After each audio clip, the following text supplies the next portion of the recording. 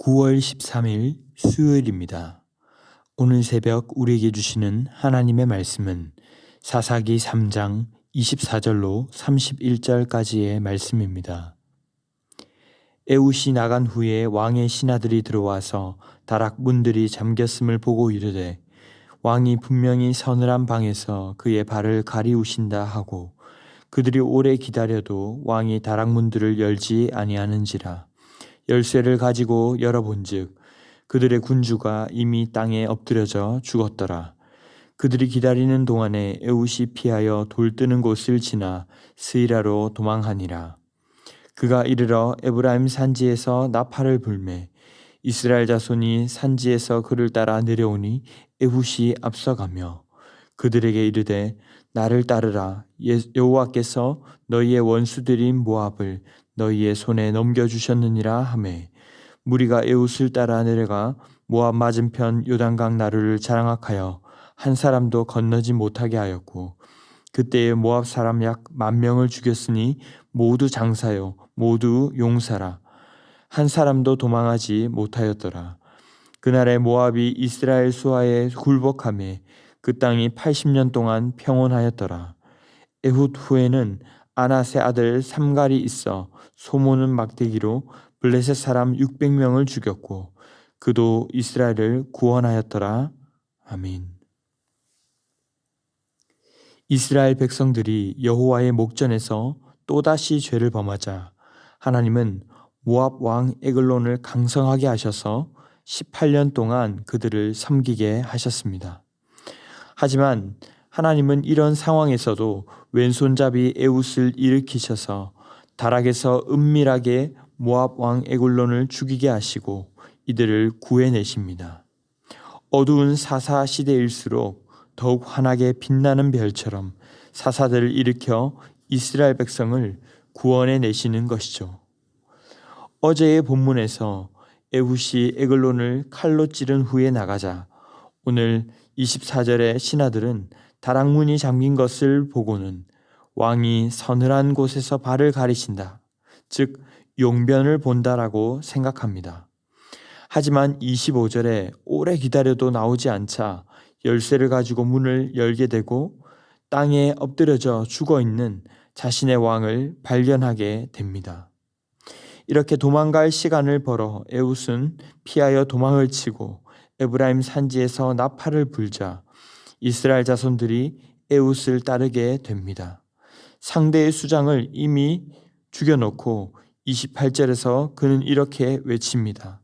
나를 따르라. 여호와께서 너희의 원수들인 모압을 너희 손에 넘겨주셨느니라. 그러자 에훗을 따르는 무리가 함께 내려가 모압 맞은편 요단강 나루를 장악해 버립니다. 단 한 사람도 강을 건너지 못하도록 그들을 모두 굴복시켜 마침내 80년 동안 평온을 찾게 됩니다. 오늘 이 에훗의 사건이 우리에게 말씀하시는 것이 무엇일까요? 자그마치 18년을 강성한 모압에 공물을 바치며 섬겼던 이스라엘과 에훗. 그런 위치에서 모압에 대해서 반기를 드는 것은 결코 쉬운 일은 아니었을 것입니다. 이스라엘은 이 당시 전쟁을 잘 경험하지 못했던 세대인데 반해 모압은 모두가 장사와 용사였다고 29절은 말씀하고 있습니다. 자칫하면 오히려 목숨을 내놓아야 하는 상황입니다. 하지만 에훗은 담대하게 이스라엘 백성들에게 나를 따르라. 여호와께서 원수들인 모압을 너희 손에 넘겨주셨느니라고 외쳤습니다. 사실 이 거사는 에훗의 계획적인 계획을 통해서 가능했던 것처럼 보여집니다. 미리 전략을 꾸며 속이고 또 칼을 만들어 숨기는 등 에훗도 노력을 하기는 했지만 그러나 성경은 이것이 온전한 하나님의 은혜로 인한 승리라고 말하고 있습니다.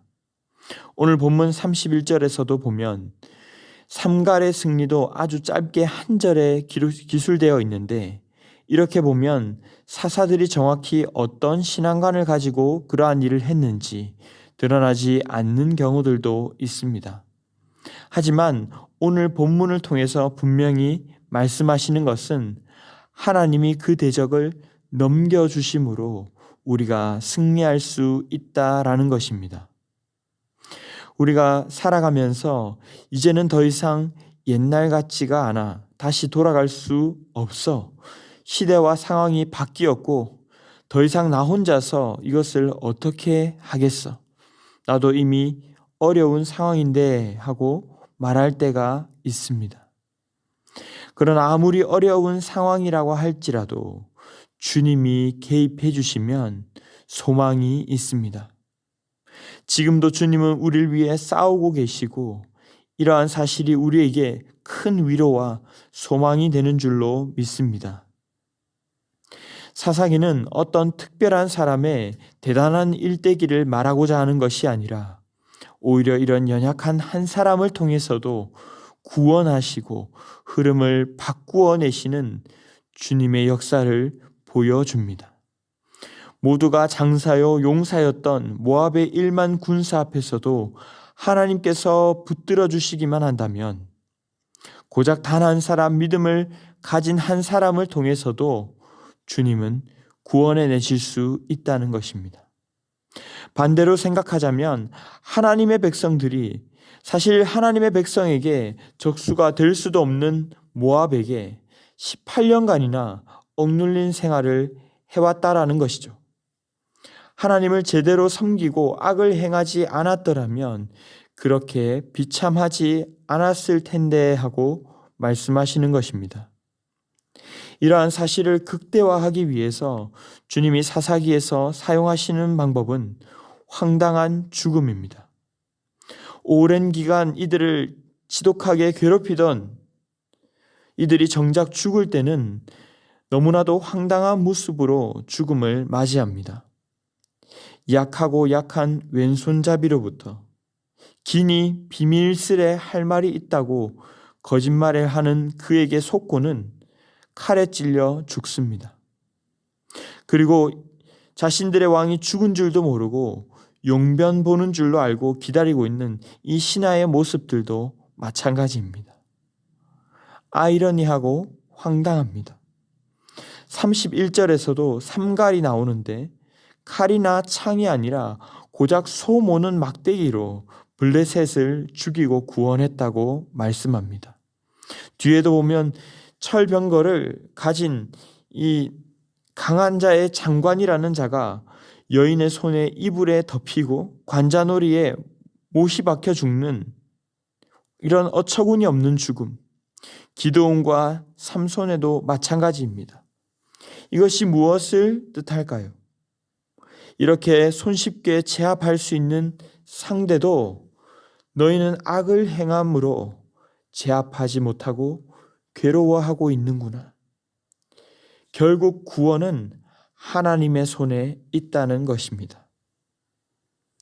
말씀을 맺겠습니다. 우리에게 어려워 보인다고 해서 하나님께도 어려운 것은 아닙니다. 하나님은 우리가 전혀 생각하고 기대하지 못한 방법으로도 얼마든지 해결하실 수 있는 분이십니다. 우리의 연약함과 어려움에 갇혀 있을 것이 아니라 주님께로 나아와야 합니다. 캄캄한 밤에 별이 더 빛나는 것처럼 하나님의 은혜와 소망이 이 민족을 덮고 있음을 믿고 바라볼 수 있기를 바랍니다. 우리의 환경이 어떠하든지 그 주님께서 주신 사명 따라 쓰임 받을 수 있도록 주님께 의지하며 순종하는 성도들이 다 되시기를 주님의 이름으로 축복합니다. 기도하겠습니다. 사랑의 주님 감사합니다.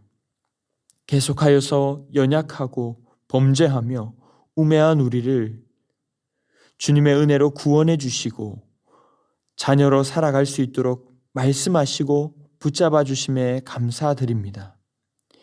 우리의 상황과 환경, 연약함을 바라보며 좌절하는 인생이 아니라 오직 주님의 은혜를 바라보며 소망을 가지고 또 그 소망을 전하는 자가 되게 하여 주시옵소서.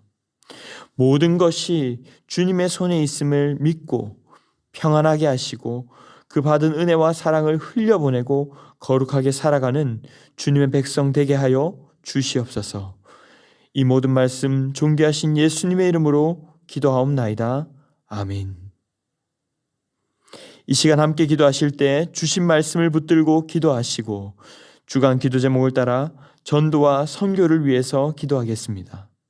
신부산교회가 부산 지역에 죽어가는 영혼을 살리는 교회 되도록, 영혼을 품고 기도하며 전도하는 교회 되도록 우리 교회가 후원하는 선교사님들과 세계 선교를 위해서도 기도해 주시기 바랍니다. 특별히 다음 달에 있을 새 생명 축제를 앞두고 있습니다. 작정한 265명의 성도님들의 부모와 형제, 자녀, 동료, 이웃일 텐데 작정한 615명의 태신자들의 마음문을 열어주시고 그분들에게 영생을 허락해달라고 합심 제목과 개인적인 제목으로 기도하도록 하겠습니다. 함께 기도하겠습니다.